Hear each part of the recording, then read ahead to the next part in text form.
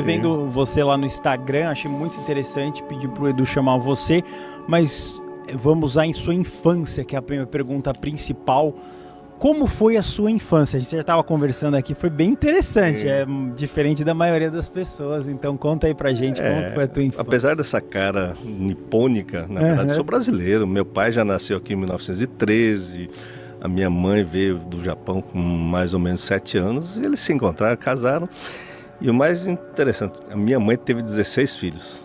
Eu digo que a minha mãe, o meu pai não sei, mas a minha engravidou 16 vezes, que atualmente é uma coisa meio que impossível, né? Mas eu sou o 16º filho, e aí já acontece uma coisa muito interessante, porque eram 14 vivos, sendo que uma menina que nasceu antes de mim, ela faleceu assim que nasceu, porque todos moravam no sítio.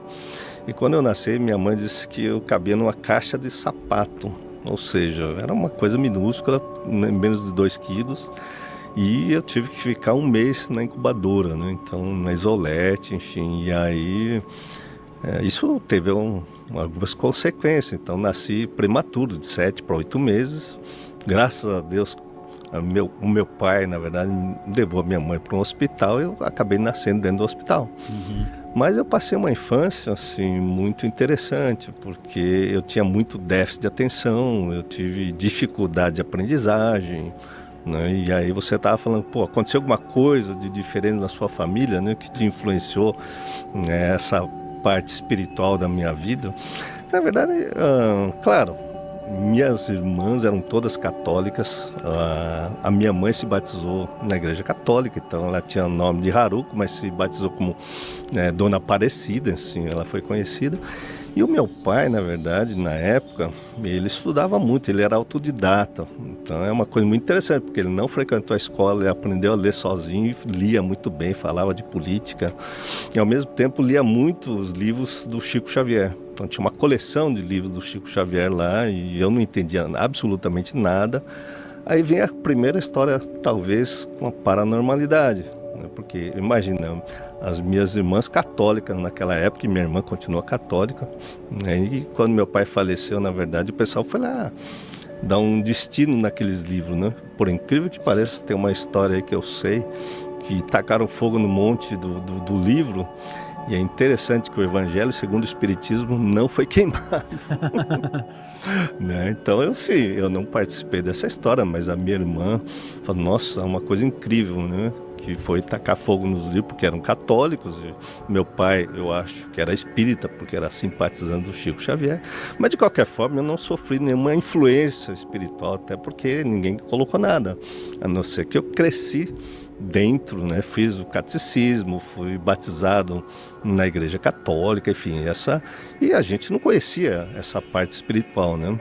Eu vim conhecer a parte espiritual muito mais tarde, além disso.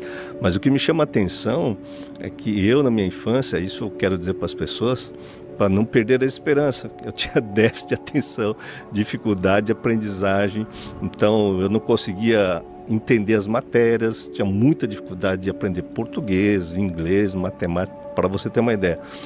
No 3º colegial, eu fiz o colegial na escola pública aqui em São Paulo, aqui na rua Heitor Penteado, como chama? Colégio Rodrigues Alves, não, enfim, até esqueci o nome do colégio, mas eu não sabia verbo to be, não sabia equação de 1º grau, não sabia equação de 2º grau, parábolas, português, enfim, não sabia absolutamente nada.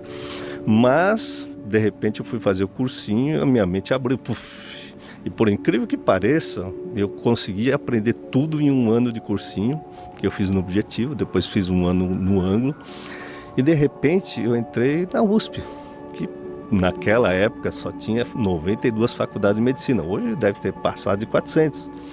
Mas para mim aquilo já foi um milagre, né? De repente um cara que vem num colégio estadual, não tinha uma base educacional nenhuma, né? Praticamente eu lembro que eu não sabia absolutamente nada de tabela periódica, todas essas coisas que você precisa decorar e aprender.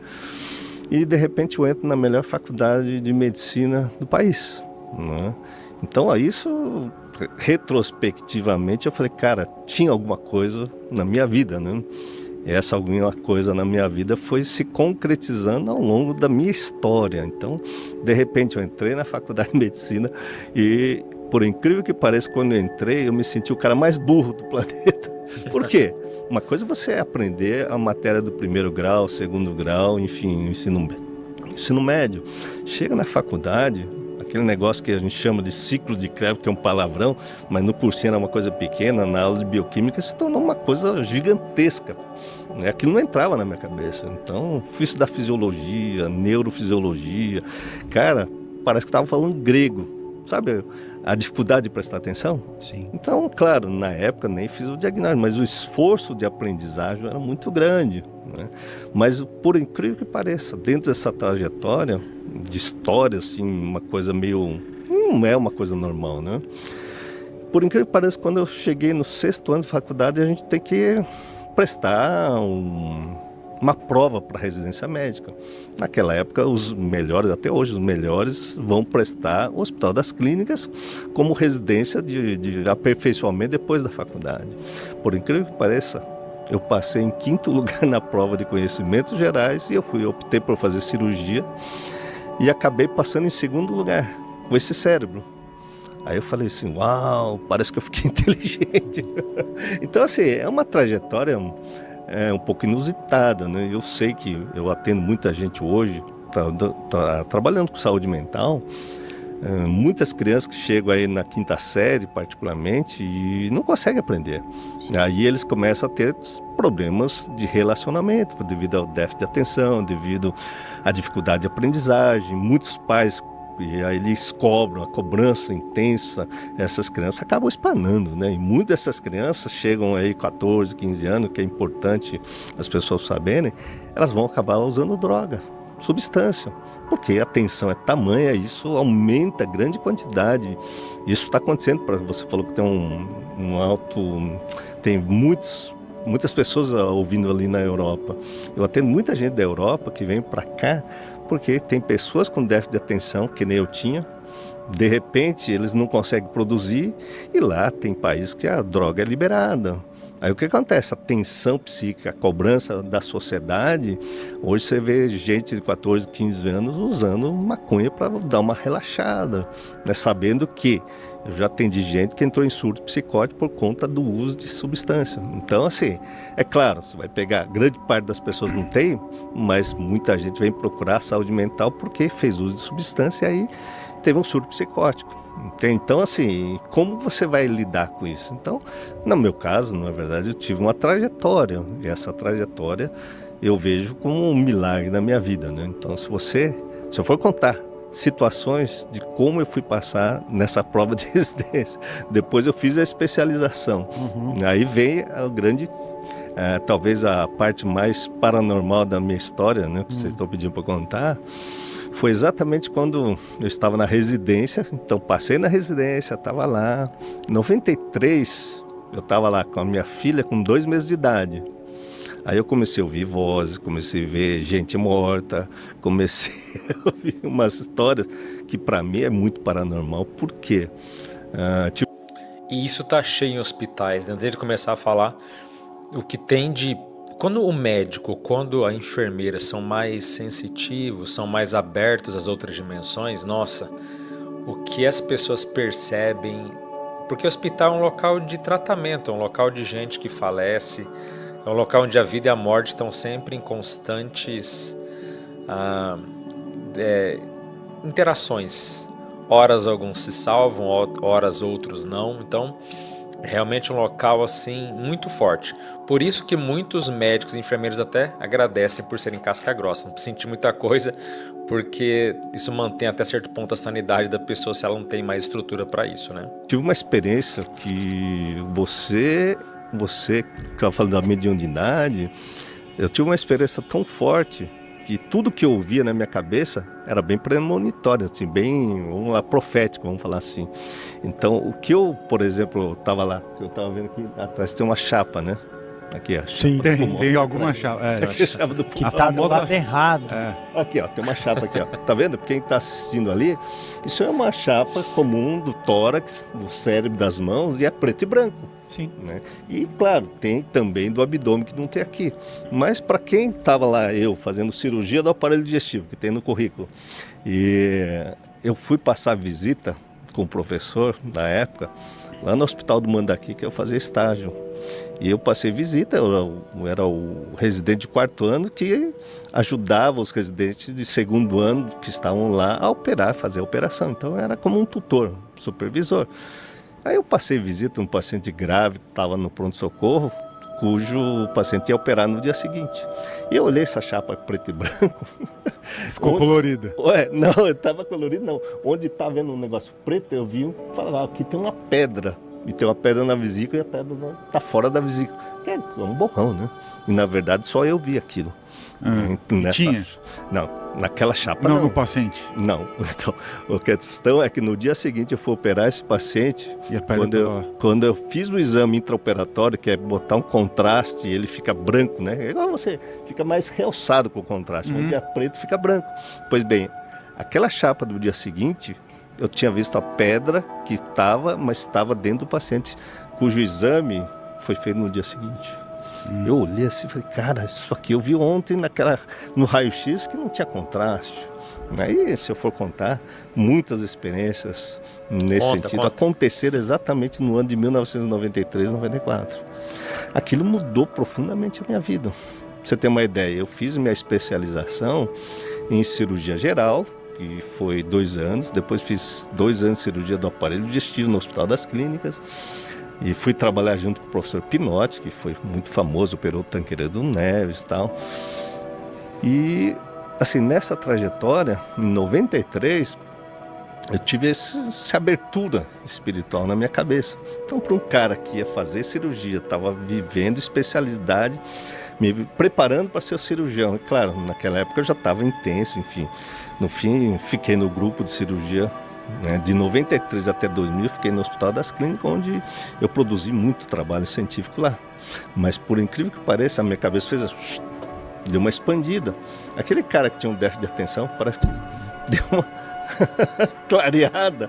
E se eu for te contar umas coisas assim paranormais que foram acontecendo exatamente no ano 93, 94, para mim, assim, como é que eu posso explicar? Era Deus falando na minha cabeça.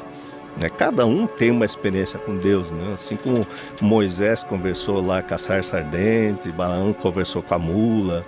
Enfim, Deus se manifesta, né, como nós estávamos falando aqui, de uma maneira assim arrebatadora. Então, na minha vida, inclusive as pessoas que estudam teologia, religião, me questionaram, mas como assim você estava com Deus acontecendo essas coisas? Eu falei, cara, é o mesmo Deus que eu sigo até hoje, que se manifestou tendo uma abertura aí, na época eu fui levado no Centro Espírita, lá no Centro Espírita Perseverança, e lá eu fiquei de 93 até o ano 2000. Eu fui estudar livro dos médiuns, livro de Allan Kardec, enfim, o Evangelho segundo o Espiritismo, enfim, fui fazer Evangelho no lar. Comecei a me aprofundar nessas questões espirituais, coisa que eu tinha abandonado. Por que eu tinha abandonado? Então, até os 10 anos de idade, retrocedendo, eu frequentava a igreja católica, minhas irmãs eram católicas, e o meu pai, vamos colocar assim, espírita. Então, é claro, meu pai não quis que, quando ele morresse, fosse feita a extrema-unção com o padre, né?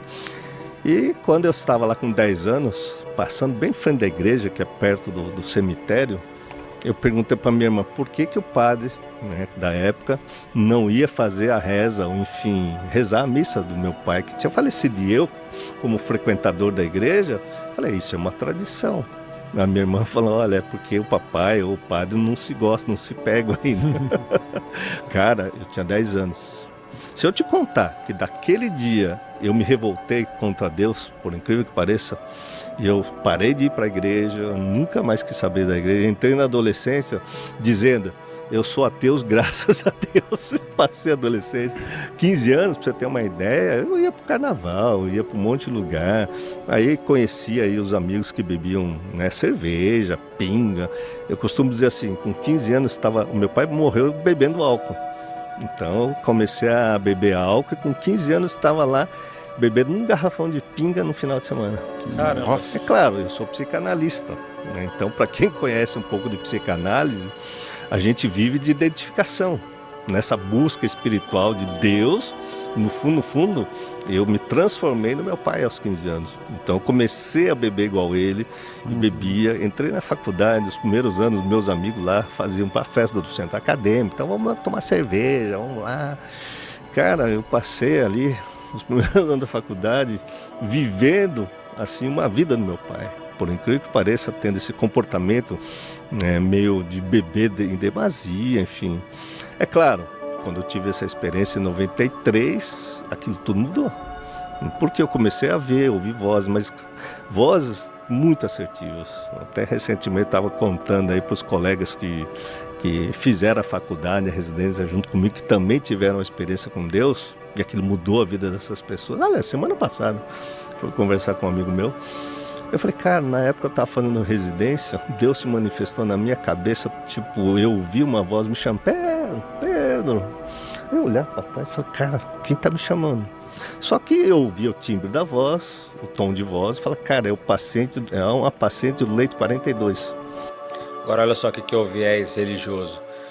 A pessoa ela tem um fenômeno, sem querer dizer, não estou aqui querendo afirmar ou desafirmar se Deus existe ou não, mas a pessoa sempre quando ela tem um fenômeno e ela não entende aquilo, ela coloca sempre como sendo Deus, que é a entidade, né, ou a consciência máxima do universo.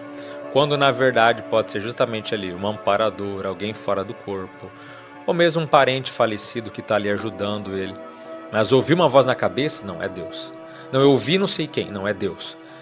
Eu tive uma imagem de um ser luminoso, é Deus. Então as pessoas colocam sendo, e isso é muito comum, inclusive em várias culturas mais antigas, até tribais, que colocavam, por exemplo, que certas figuras, certas realizações só era possível pela deidade, pela figura máxima que eles admitiam. Então é interessante, veja, ele não tem uma formação parapsíquica, uma formação de conhecimento geral, viveu a vida revoltado, né, como ele mesmo acabou de citar, vivendo como se fosse o próprio pai, já com alcoolismo e tudo mais. Depois no hospital ele começa a ter fenômenos parapsíquicos, ele vai, opa, isso aqui é importante, vou voltar a estudar, mas a pessoa vai fazer o quê? Vai seguir também o que o pai fez. O pai era espírita, gostava de Chico Xavier, vou começar a estudar espiritismo. Mas você vê que ele não tem muita formação no sentido de saber, mas peraí, questione, né? A voz na sua cabeça é de quem? Muitas vezes, pode ser até que nem ele ia falar, talvez aqui do paciente, próprio paciente. Existe um fenômeno, por exemplo, chamado da pneumatofonia. Que significa isso? É a materialização da voz. Digamos que, olha só que coisa curiosa, uma pessoa pode estar se afogando e no desespero, claro, ela não grita embaixo d'água, mas ela clama por socorro mentalmente. E esse processo de gritar na mente ou desesperadamente pedir por socorro, isso se materializa uma voz que pessoas perto, ou às vezes até quilômetros de distância, podem escutar. Tem casos de pessoas que ouvem, fulano está gritando por socorro, é a voz do fulano. Quando vai ver, naquela hora ele teve um acidente ou ele faleceu de uma forma, mas exatamente na hora que a pessoa escutou a própria voz. Então os fenômenos parapsíquicos ou sensitivos são muito complexos. E quando você começa a reduzir no sentido de que não, tudo é Deus, sabe? Não é bem assim. Se ele se aprofundar, ou qualquer pessoa que vai se aprofundar nos fenômenos, ela começa a entender que, ok, pode até ter uma inteligência por trás de tudo isso, mas nos meandres, nos detalhes, nas entrelinhas, não é. São seres mais ligados e afinizados com a gente, tá? Mas vamos continuar aqui, ver como é que ele vai finalizar aqui. Eu subi lá no prédio do Instituto Central do HC aqui em São Paulo, no Hospital das Clínicas. Quem conhece o HC, tem um prédio gigantesco no 9º andar. Funciona até hoje a gastroenterologia. Então, eu fui no quarto dessa paciente. Cheguei lá, olhei a paciente com cirrose. Quem sabe de medicina sabe que a paciente cirrótica fica toda inchada, né? Fica com ascite, barriga d'água, enfim, você não vê veia. O que aconteceu com essa mulher? Quando eu cheguei lá, a enfermeira estava tentando puncionar a veia para dar sangue, porque ela havia sangrado devido à cirrose. Cara, quando eu olhei o braço dela, eu vi uma veia dessa grossura aqui, ó. uma veia normal. Aí eu peguei e falei, trai um gel com 14, que é o mais grosso. Peguei a veia, conectei o sangue, ela falou, ai, graças a Deus, doutor, eu estava aqui rezando para o senhor vir aqui, que eu sabia que o senhor... Cara, você não acredita, mas nesse fenômeno que aconteceu na minha vida, essa história não fico contando em todo lugar, mas aqui está num programa que eu vou contar essa história, porque era um fenômeno de visual tão profundo, né, para quem era ateu. Veja bem, eu era ateu, graças a Deus, de repente eu comecei a ver. Quando eu olhei para a segunda vez, para quem tem essa visão aberta, sabe que você olha uma vez, você vê uma coisa, quando você vê ela para a segunda vez, sumiu a coisa, entende? Então essa experiência de olhar para o braço, aparecer a veia, e depois eu olho para a segunda vez que eu tinha feito o procedimento, tinha acertado a veia, e o braço da mulher estava todo inchado. Não sei se vocês viram já uma paciente inchado, você não vê nada, absolutamente sim, as veias somem, né? Só rapidinho, o que é a cirrose exatamente? A cirrose? Não, é porque teve uma vez que eu fui pro interior e aí eu vi um bar que chamava Cirrose Garantida.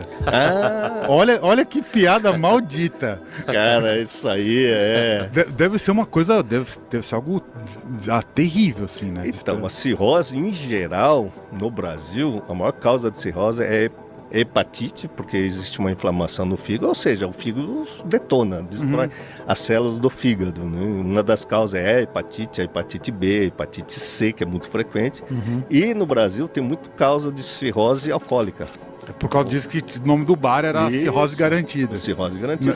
Essa piada é péssima, tá, gente? Péssima. Não façam isso. Inclusive meu pai morreu de cirrose. Oncinha, né? A pinga oncinha que tinha antigamente.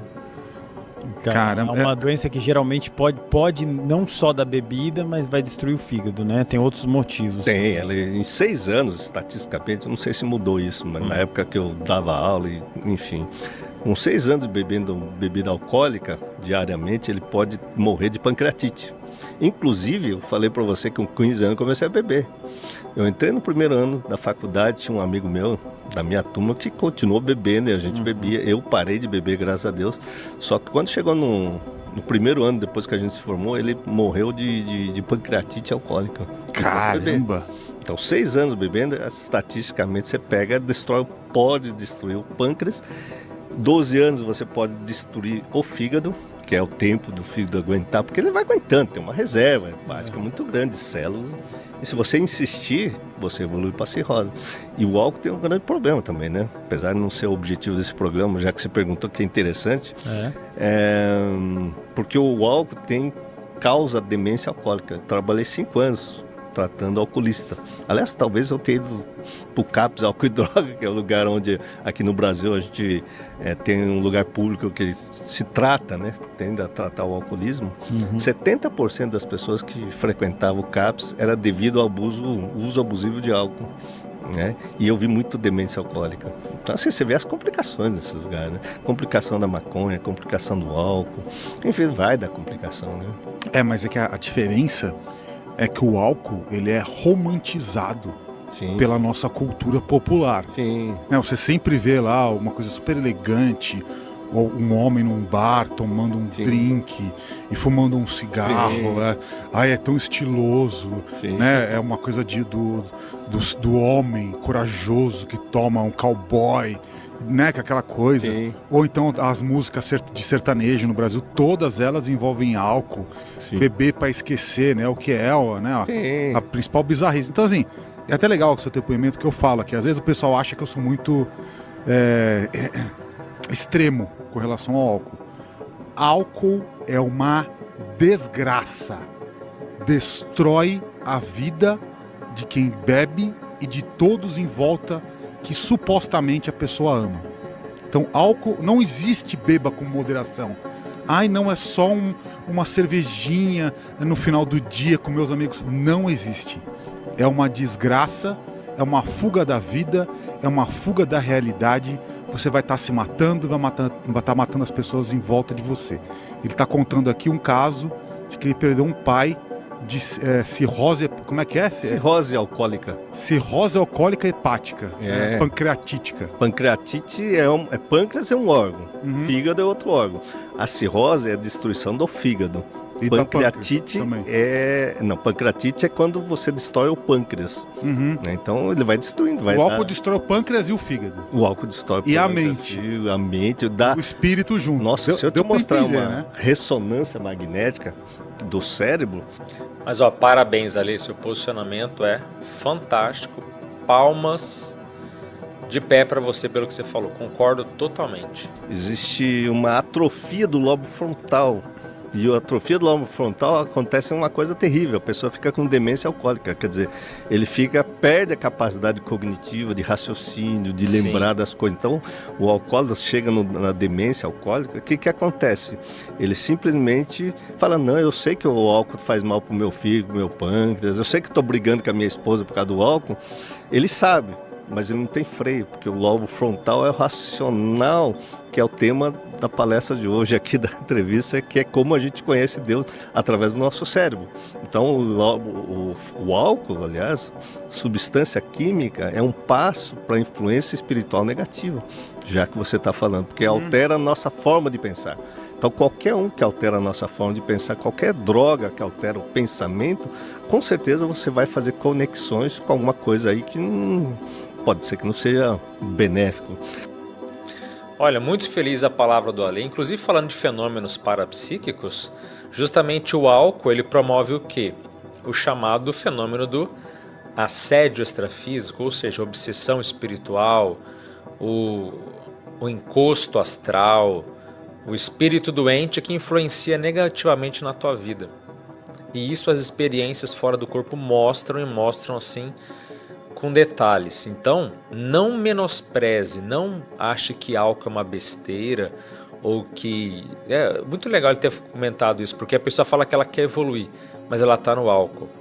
Ah não, mas veja, uma vez por semana não dá muito assédio. Olha, ok, você pode não ter um assediador ali, no estágio possessivo, todo dia bebendo com você, mas abaixa a lucidez.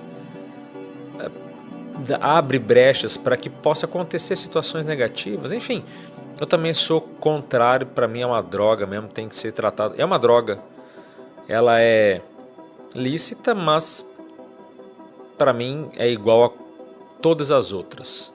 Você fica grogue, você abaixa a lucidez, seu senso crítico vai pro ralo, abre situações que podem ter acidentes para você e para os outros. Olha, uma porcaria. Concordo totalmente 100%. Agora, aproveitando que ele falou sobre isso, eu comecei a fazer recentemente um trabalho de hipnoterapia. E a questão de vícios é uma ou algumas sessões a gente consegue limpar. Inclusive, recentemente atendi uma pessoa com um vício em cigarro. Bastou uma única sessão, a pessoa limpou. Ela parou de fazer. Parou. Por quê?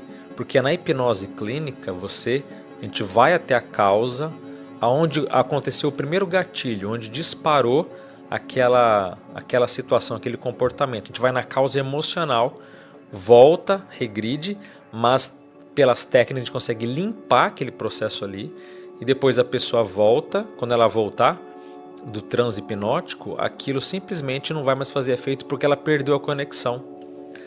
Então você trata primeiro a si mesmo, e olha que coisa magnífica. Esse tratamento ele corta a conexão com esses seres extrafísicos. Então se chegar um assediador, um espírito doentio para tentar influenciar você, ele não vai conseguir. Não vai. Porque aquela conexão energética e emocional que havia, perdeu-se. Eu estou impressionado porque é uma verdadeira sessão de desassédio, desobsessão, de acordo com algumas outras linhas, onde você, ao se tratar, você tira o assediador. E eu percebo já que muitos desses assediadores ficam muito bravos, inclusive comigo, justamente porque eu fui a causa de que tirou aquela pessoa que eles conseguiam manipular, conseguiam vampirizar, drenar energia, sugar. Então pensa numa pessoa que é viciada, seja no álcool, seja no cigarro, seja pelo que for, jogo, né, conteúdo adulto, não importa. A pessoa é viciada naquilo. E está lá o assediador, extrafísico, sugando a pessoa. É o cavalo dele, ele monta e faz o que ele quer. Aí de repente você vai lá, em poucas horas ou em algumas sessões, você limpa aquilo, e a pessoa fala, eu não consigo mais manipular a pessoa, eu não consigo mais me conectar a ela. Aquele vício já, acabou. Então é um processo assim extraordinário. E não é só questão de vício, tá? Qualquer questão emocional pode ser feito. Raiva, mágoa, culpa, enfim, sabe? Autovitimização, baixa autoestima. Qualquer questão emocional pode ser tratada na hipnoterapia. E boa notícia, você pode fazer comigo tanto presencial, mas principalmente online. Ela funciona online. E fica tranquilo, tá? Na hipnose você não vai ficar inconsciente, do tipo, quando acabar você vai falar: e aí, o que aconteceu? Deu certo? Não, você fica lúcido o tempo todo, mas extremamente relaxado. É um estado muito prazeroso de se ficar. Eu te deixo muito relaxado e ali eu consigo acessar o seu universo íntimo, que alguns chamam aí de subconsciente. Sabe? Então você não fica inconsciente, você não vai fazer o que você não quer. Eu posso pedir a senha do teu banco, você não vai passar se você não quiser. Você tem controle, você está lúcido, você tem controle. Inclusive na hora da sessão, alguns escolhem o que falar, o que não falar. Tem pessoas que ficam com vergonha de falar uma coisa e não falam. Você não vai falar para mim os seus segredos, fica tranquilo. É um processo ali indolor, vamos colocar assim, sempre. E na pior das hipóteses, não vai acontecer nada. Se a pessoa não está relaxada, se ela não está sugestionável, né? Se ela não quero passar por aqui, eu não quero que ninguém me domine, eu não quero que naquele momento ninguém me controle em nada. Então isso não vai acontecer com você. Agora, se você está aberto, olha, porque a hipnose é sempre uma auto-hipnose, entendeu? Metade do serviço da qualidade é minha, a outra metade é sua. Então você tem que se permitir, eu vou me permitir nesse momento que uma pessoa me comande para que eu possa acessar e curar esse ponto que para mim é tão doloroso e que está me ferindo tanto, entendeu? Então se estiver aberto, dá uma olhada no primeiro comentário aqui, veja lá se vale a pena para você. Eu assim, cada paciente a mais eu fico mais convicto de que é um processo seríssimo e que a gente consegue assim, sabe, tirar todo o link com seres extrafísicos. Você mesmo vai ficar uma pessoa... Imagina, o rapaz último que eu atendi, ele parou de fumar. Imagina a economia, não só de dinheiro, mas não só de não comprar o cigarro, mas de hospital futuro que ia gastar, a crises familiares, podia morrer antes, né, viver menos com seus entes queridos. Olha, o tanto de prejuízo que a pessoa passa. Então, assim, é incrível. O valor é irrisório, baseado nos benefícios que você pode ter a curto, médio e longo prazo ao longo da vida, entendeu? Então, dá uma olhadinha aqui, se for o caso, fale comigo, vamos atender, vai ser um prazer poder conversar e fazer um processo terapêutico contigo, tá certo? Não pretendia falar sobre esse assunto, né? Mas no final do vídeo eles começaram a falar sobre o vício, álcool, e acho que veio bem a calhar, porque até muitas pessoas não sabem que eu faço esse serviço também, tá certo? Então, se você gosta desse conteúdo, curta o vídeo, se inscreva no canal e compartilhe com outras pessoas, especialmente aquela ou aquele grupo que você lembrou durante esse episódio aqui. E você, o que acha sobre este tema? Acredita ou não que existem espíritos que podem interagir conosco no nosso plano físico? Todo o conteúdo aqui é fruto de pesquisas e opiniões pessoais. Portanto, não leve isso como uma verdade absoluta. Use seu senso crítico e tenha sua própria opinião. Deixe seu comentário neste vídeo, vou adorar ler cada um deles. E se você gosta desse tipo de conteúdo, curta o vídeo, se inscreva no canal e compartilhe com outras pessoas que gostam destes assuntos como você. Não perca o próximo vídeo com outro assunto da espiritualidade que vai te surpreender. Até lá!